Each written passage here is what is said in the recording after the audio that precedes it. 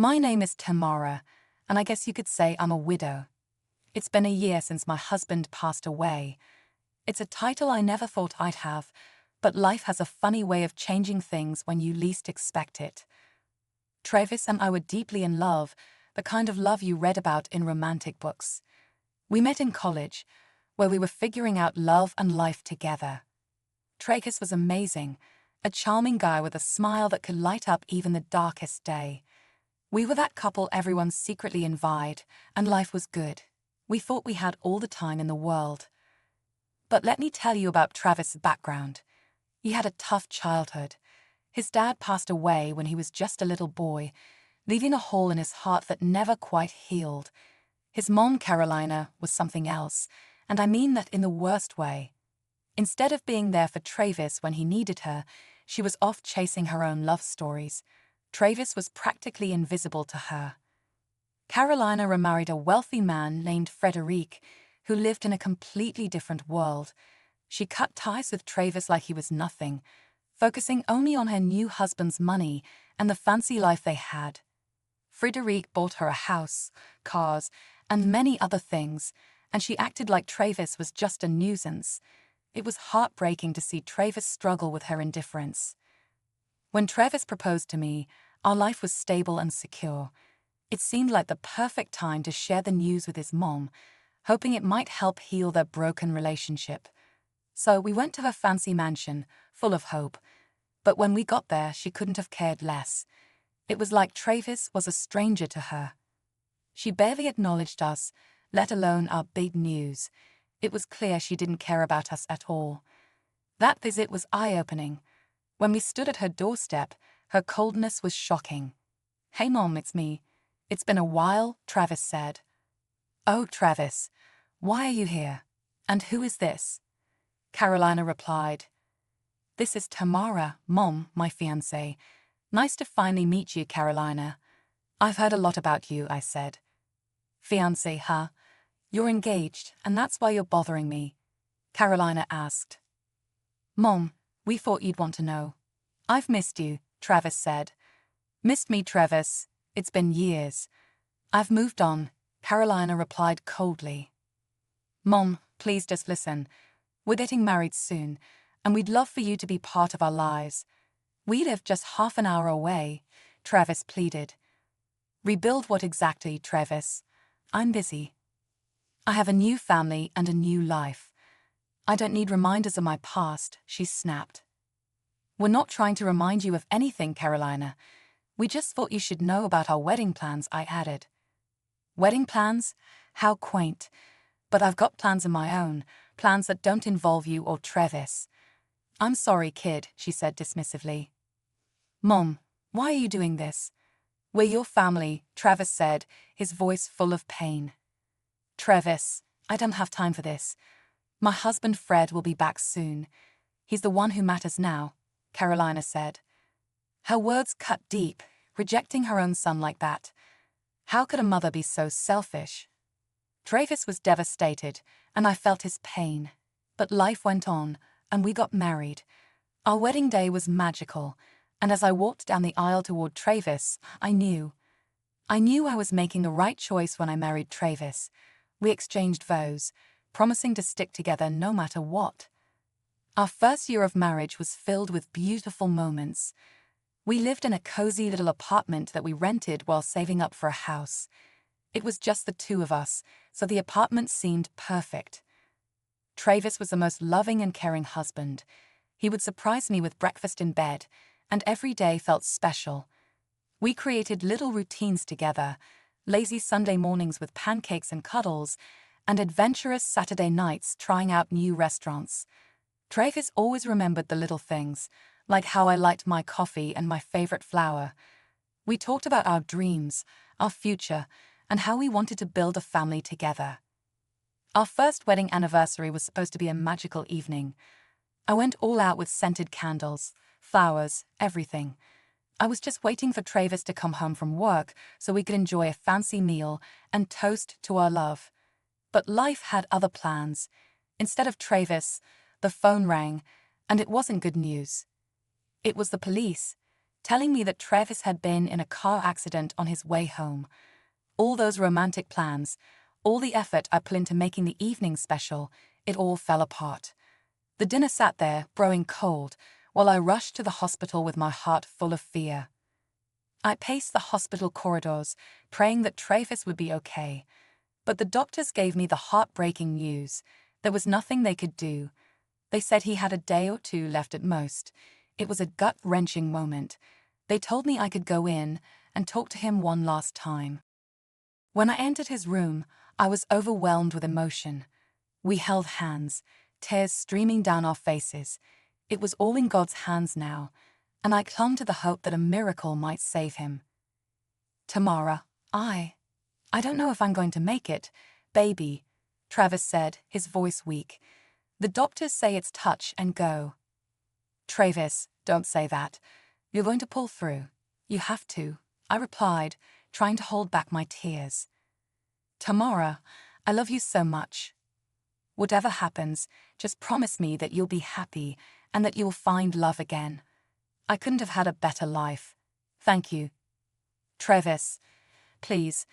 There's something else, he said, his voice faint. I bought us a house. It was meant to be our anniversary gift. It's a really nice one, in a great neighborhood, right next to my mum's place. I held on to some hope, I guess. I thought maybe if I was close to her, she might let me be part of her life again. I'm sorry, I feel like a fool now. Oh, honey, don't be sorry. You tried. The house is yours now. You're the owner. Do whatever feels right. I understand if you don't want a daily reminder of my mom, so you can sell it or live there. It's up to you. Travis, you're not going anywhere, I said, clutching his hand tightly as tears streamed down my face. I knew I had to make the painful call to Carolina. After all, Travis was her son, and the doctors had made it clear that he didn't have much time left, maybe just a day or two.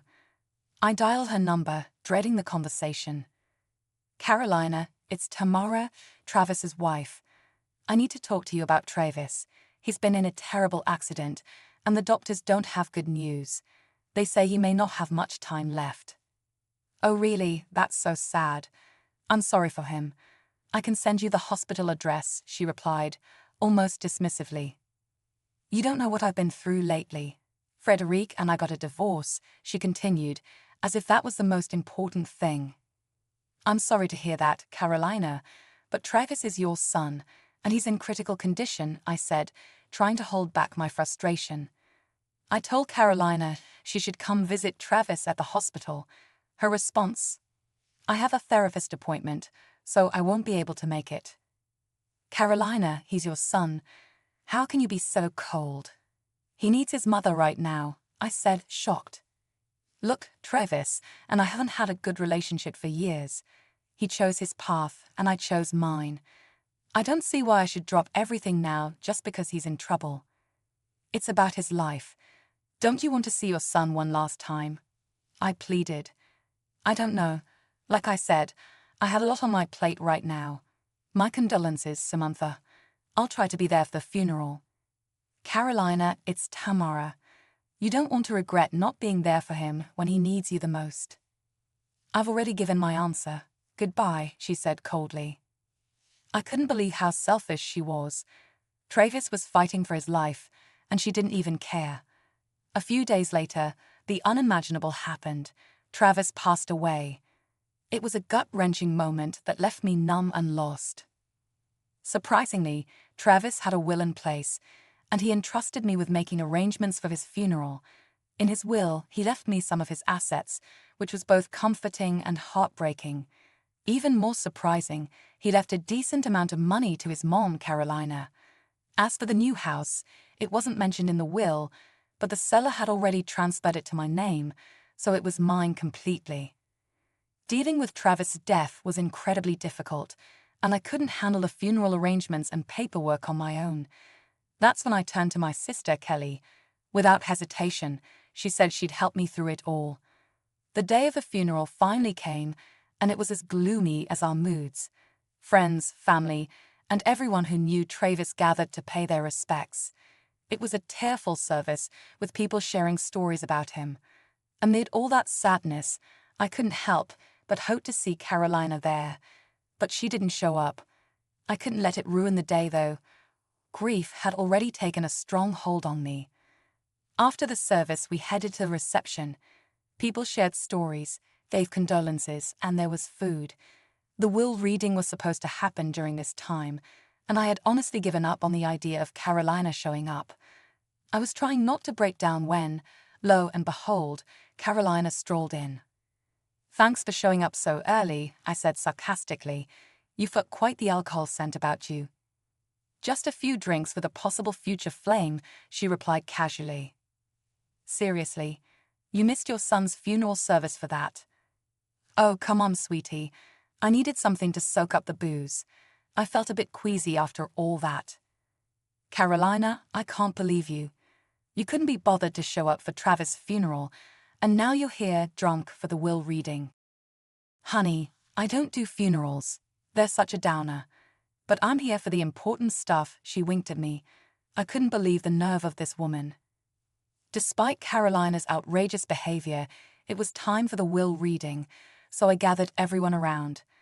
As the executor, I took a deep breath and began reading Travis' will. The room was filled with hushed anticipation, and Carolina seemed particularly eager. "Ladies and gentlemen, as the executor of Travis' will, I'm here to carry out his final wishes.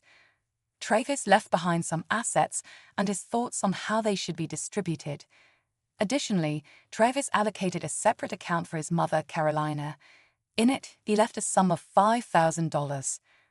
$5,000? That's all he left for me?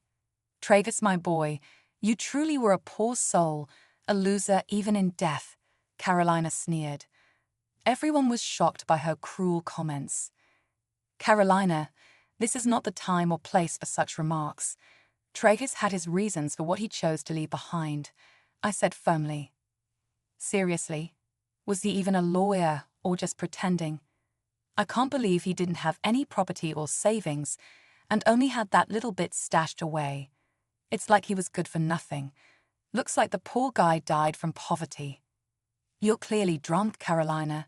You should leave," I said, my patience wearing thin. "Oh, you bet I should leave. He was a lousy excuse for a son, and I don't want anything to do with him," she said as she stormed out. As the hours went by, I couldn't shake the memory of that messed up day. Carolina's heartless act at Travis will reading still stung like a bad hangover. My sister Kelly came over, and we both vented our frustration and sorrow about Carolina, who had shown no decency for her own flesh and blood. Time moved on, and I started thinking about the house Travis had bought for us. The idea of living next door to Carolina was unbearable. I couldn't stomach the thought. So, I decided to take matters into my own hands. I got in touch with the real estate agent who had been dealing with Travis's house purchase. Luckily, Travis hadn't completed all the paperwork before he passed away, so with the agent's help, I finally took the keys to the house.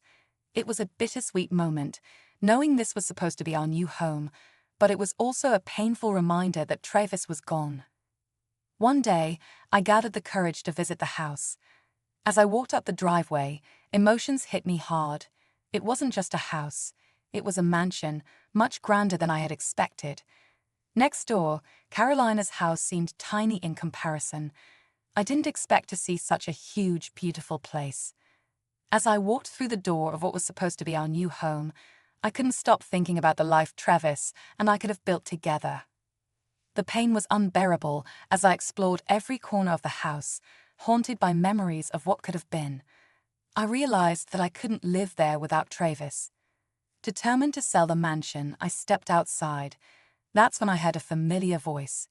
"What are you doing here?" "None of your business," I replied. "Oh my God, there was no house here some time ago. Don't tell me you're the buyer of this place.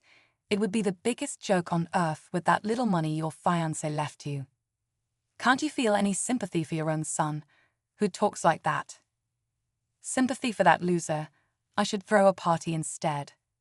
"Carolina, can't you cut the insults? Travis is gone. Show a little bit of respect." "Respect? Travis was a fool, just like his father. You and he made quite a pair." Her words hit me hard, not just because they were harsh, but because she was his mom. Her cruel comments replayed in my head, making the pain worse. So I decided not to sell a house after all. I was going to move into the mansion, not just to show off or compete with Carolina, but because I needed a fresh start. Maybe this was what Travis wanted, so I decided to do it for both of us. Packing up my stuff from our old apartment was tough. Everything had a memory attached to it, a piece of Travis. I wrapped up his photos, his favorite books, and all the little things we had collected over the years. When I stepped into the new house, it felt like a dream Travis was supposed to be a part of. The day I settled into the new house, I knew what I had to do. I baked a batch of Travis's favorite blueberry muffins, put on a nice sundress, and headed next door to face Carolina. I wanted to give her the news myself. She opened the door. "Tamara, what on earth are you doing here? What is this?" "Hi, neighbor. I just moved in, and I thought I'd bring over some muffins I baked." "What? How? When? Why?" "Let me break it down for you, Carolina. Travis bought this house for us as an anniversary gift. He probably used his savings." "Travis did that? Why didn't I know about it?" "Because, Carolina, you were too busy with your new husband and counting his money." "Tamara, I didn't know." "Of course you didn't. You've always been absent, from not visiting Travis in the hospital during his last moments to skipping his funeral service and just showing up for the will reading." "I made some mistakes." "Some mistakes. Carolina, you've been cruel and disgusting. You ridiculed Travis when you found out he left you very little in his will. You didn't even give him the respect he deserved." "I never realized how much I hurt him until it was too late. Please, Tamara, I'm genuinely sorry." "Sorry now that you found out your son had some money left for you. Love should have been unconditional. You know what, Carolina? Enjoy the rest of your life seeing my face every day as a constant reminder of what you did to your son.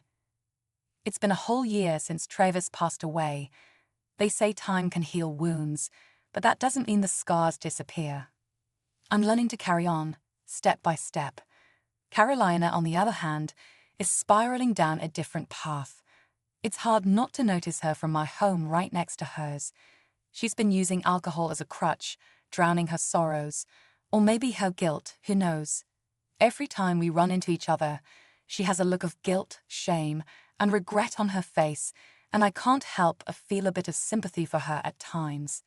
She missed out on so much when Travis was alive, and her absence during his darkest moments, even at his funeral, is something I can't forget or forgive. One thing I've learned through all of this is that being a bad person doesn't get you very far. Sure, you might gain some material things, but you lose something much more valuable, yourself. People who are dishonest, cruel, or selfish might seem like they're winning in the short term, but in the grand scheme of things, they don't last long. It's the ones who show love, compassion, and kindness who leave a lasting legacy. So my advice to anyone reading this is simple: be a good person. It might not always be easy, but it's worth it in the end.